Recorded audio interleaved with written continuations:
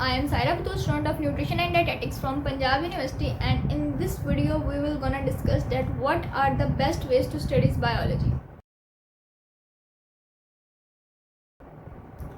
तो सबसे पहले तो किसी भी स्टडी रिलेटेड चीज़ का अगर हम बेस्ट वे ढूंढना चाहें तो बेस्ट हम कब कर सकते हैं। बेस्ट चीज़ तभी होगी जब आपने वो चीज़ सुनी होगी, आपको उस चीज़ का कुछ पता होगा, आपको उस चीज़ का कंसेप्ट होगा।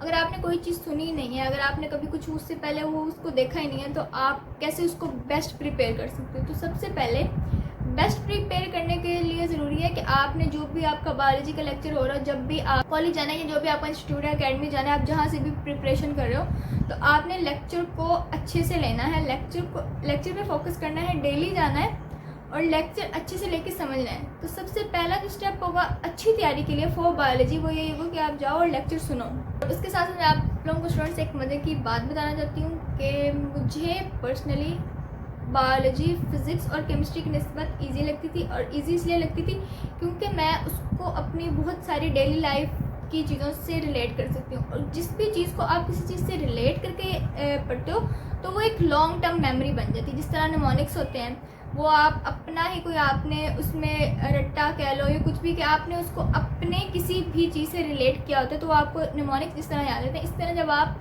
चीज़ों को रिलेट करना शुरू करते हो तो वो आपकी लॉन्ग टर्म मेमोरी में रह जाती है। अब बायोलॉजी का मतलब ये है कि स्टडी ऑफ लाइफ। अब लाइफ हमारे इर्द गिर्द जो भी चीज़ें हैं वो बायो से रिलेटेड ही हैं, तो हम बहुत सारी चीज़ों को आपस में इंटरलिंक कर सकते हैं, इनको रिलेट कर सकते हैं। तो इसलिए ये चीज़ें याद करना ईजी रहती हैं। रिलेशन पे बात कर लेते हैं कि रिलेट किस तरह कर सकते हैं। जिस तरह हमें शुरू से ही पता है कि कुछ बातें बायोलॉजी या वैसे भी अगर हमने बायोलॉजी साइंस ना भी पढ़े हो तो हमें अक्सर पता ही होता है कि हार्ट किस साइड पे होता है, लेफ़्ट पे होता है या राइट पे होता है, हार्ट की पोजीशन, स्टमक की पोजीशन, या स्टमक के डिसऑर्डर होते रहते हैं, तो हमें कुछ ना कुछ चीज़ें पहले से ही पता होती हैं। अब जिस तरह आपकी फैमिली में या किसी भी रिलेटिव में अल्लाह ना करे किसी को डिजीज़ हो, लेकिन हम डिजीज़ से बात करें कि फॉर एग्जांपल आपकी फैमिली में ही किसी को डायबिटीज़ है। अब जब फैमिली में डायबिटीज़ होगी तो आपको कुछ चीज़ें अगर किसी की फैमिली में नहीं है और किसी की फैमिली में डायबिटीज़ है, तो जिस बच्चे की फैमिली में डायबिटिक पेशेंट होगा उसको पहले से नॉलेज उस बच्चे की निस्बत जिसकी फैमिली में कोई पेशेंट नहीं है थोड़ा सा ज़्यादा होगा। कि जिस तरह उसको पता है कि डायबिटिक पेशेंट को भूख ज़्यादा लगती है, उनका यूरिनेशन लेवल थोड़ा एक्सेस पे होता है। उसके साथ साथ कि अगर उनकी शुगर कंट्रोल ना हो रही हो किसी भी चीज़ से तो फिर आपको इंसुलिन लगाना पड़ती है।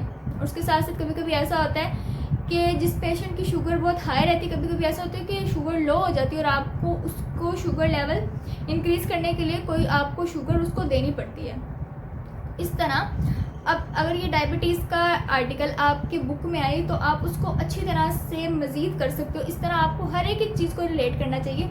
अब जो भी चीज़ देख रहे हो आप इधर उधर से उसको अडॉप्ट करो, उसको एब्जॉर्ब करो एक स्पॉन्ज की तरह, और फिर उसको अपनी प्रैक्टिकल लाइफ में और अपनी थियोरेटिकल जिस तरह बुक्स होती हैं उनमें भी अप्लाई करो। जिस तरह आजकल हार्मोनल डिसऑर्डर्स गर्ल्स में बहुत ज़्यादा हैं, तो अब जिस भी गर्ल को वो हार्मोनल डिसऑर्डर्स हैं या उसको वो सिम्टम्स शो हो रहे हैं और वही सिम्टम्स बुक्स में राइट किए हुए हैं, तो वो ऑब्वियसली इससे रिलेट करेगी, और जब वो उस चीज़ को उससे रिलेट करेगी तो वो चीज़ें उसको कभी नहीं भूलेंगी।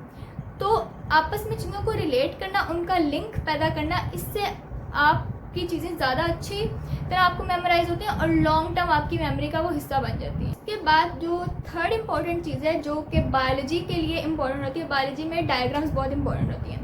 तो जब भी आपने कोई आर्टिकल तैयार करना है और स्पेशली जब आप लॉन्ग क्वेश्चन तैयार कर रहे होते हो तो उसकी एक प्रॉपर लॉन्ग क्वेश्चन की प्रॉपर डायग्राम होती है। तो आपने उस डायग्राम को अच्छे से देखना है, मेमोराइज करना है और उसको फिर पेपर पे बनाना है। अब कोई बच्चे होते हैं कि जिनको सिर्फ देखने से ही अंदाज़ा हो जाता है कि इस डायग्राम में क्या क्या है और वो पेपर में बना लेंगे, और कोई बच्चे होते हैं कि जिनको सिर्फ देखने से याद नहीं होता। तो जिनको इस तरह नहीं होता तो उनको एक दफ़ा अपने हाथ से वो चीज़ गुजार लेनी चाहिए ताकि उनको बेटर रहे क्लास टेस्ट में भी और पेपर के लिए भी।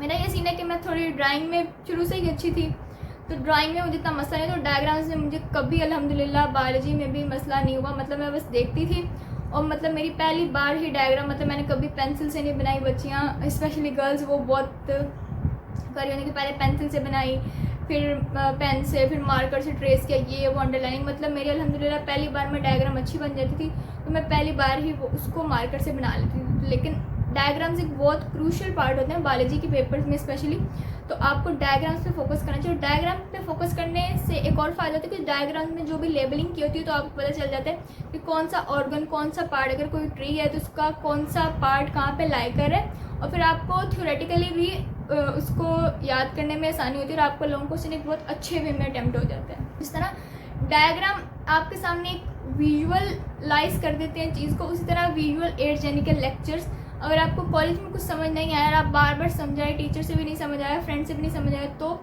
आजकल तो मॉडर्न दौर है तो आप इतने भरे पड़े हैं लेक्चर्स यूट्यूब पर हर जगह, आप ऑनलाइन कोई लेक्चर ले सकते हो जो आपको टॉपिक बहुत ही ज़्यादा मुश्किल लग रहा हो, तो ये एक बहुत ही बेस्ट वे है बायोलॉजी को मेमोराइज करने का और याद करने का।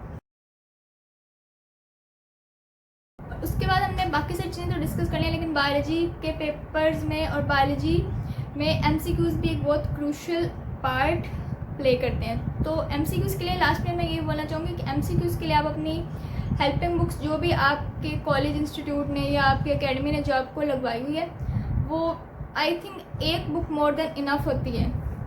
आपने टेक्स्ट बुक से अच्छे से पढ़ लिया, फिर आप अपनी हेल्पिंग बुक जो भी आपने हेल्पिंग बुक ली हुई है वहाँ पे आप एमसीक्यू सॉल्व करो और उसको देखो, और बिल्कुल लास्ट डेज में आप पास्ट पेपर्स कंसल्ट करो, पास्ट पेपर्स में चेक करो कि कौन सी जगह से एमसीक्यूज बार बार आ रहे हैं, रिपीट हो रहे हैं, तो जो जहाँ से बार बार आ रहे थे आपके पेपर में भी वहीं से आएंगे, कहीं और से नहीं आएंगे। तो that is more than enough for MCQs portion. So thank you so much, do like, comment, share and subscribe to my channel. और आप मज़ीद बता सकते हो कि आपको किन टॉपिक्स पर वीडियोज़ चाहिए। तब तक के लिए अल्लाह हाफ़िज़।